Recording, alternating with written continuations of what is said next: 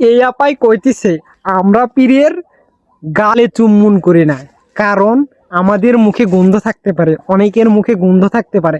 এই জন্য কি করি আমরা পায়ে চুম্বন করি। আমি এই আপার উদ্দেশ্যে বলতে চাই, আপনি পায়ে না চুম্বন করে আপনি ওই জায়গায় চুম্বন করতে পারেন, গুপ্ত অঙ্গে চুম্বন করতে পারেন, সব থেকে ভালো।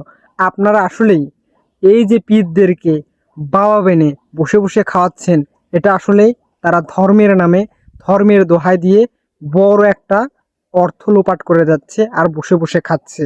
এইদের কারণেই, এই লোকদের কারণেই আসলেই এরা ধর্ম ব্যবসায়ী। এই যে ধর্ম ব্যবসায়ীরা, যারা ধর্ম ব্যবসায়ী হয় তারা কখনোই চুম্বন দেওয়া, কোথাও চুম্বন দেওয়া পছন্দ করে না। এদের দিয়েই কিন্তু তারা একটা বড় পর্যায়ের বাবা সাজতেছে আর ধর্মের নামে ব্যবসা করে তারা বসে বসে খাচ্ছে। তাদের গাও দেখবেন যে টকটকে লাল টকটকে। তারা কোনো সময় কাজ কাম করে না, খালি ধর্মের দোহাই দিয়ে ধর্ম মিশাই শিক্ষার নাম করে।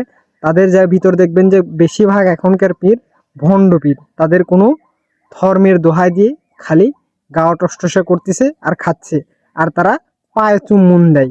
আপনি ওর থেকে ভালো ওই গুপ্ত জায়গায় চুম্বন দেন, তাও যদি আপনার উপকার হয়।